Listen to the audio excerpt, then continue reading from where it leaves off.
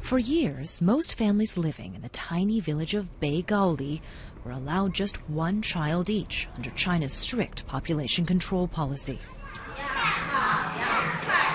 Second children, like Zhang Rundong, born in violation of the law, simply don't exist in the eyes of the Chinese government. In retaliation for his birth, officials are withholding the 3-year-old's identity papers. Without them, he's denied access to public health care and free education. He's unable to travel or even use a library. Mrs. Zhang refused an abortion when her government-issued birth control failed. The family has already paid a crippling fine, though that's not enough for local officials.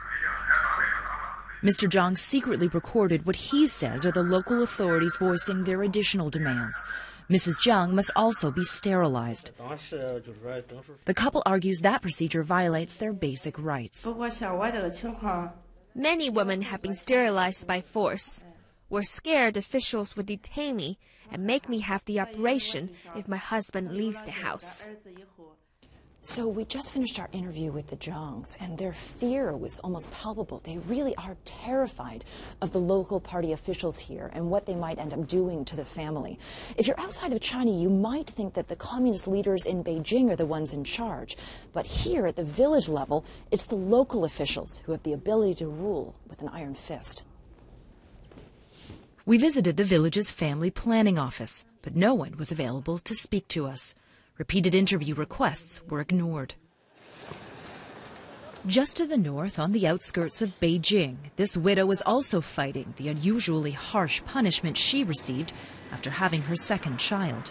Liu Fei faces a steep fine that's 14 times her annual salary. So she's suing the local authorities, something that's almost unheard of in China. If no specific government law denies my son an identity before I pay the fine, he should receive one. If they don't give him that, I will appeal.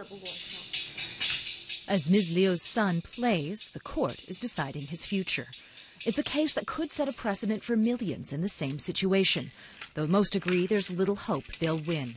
Little promise that this boy's legal right to exist will be separated from his mother's battles with the government. Celia Hatton, BBC News, Beijing.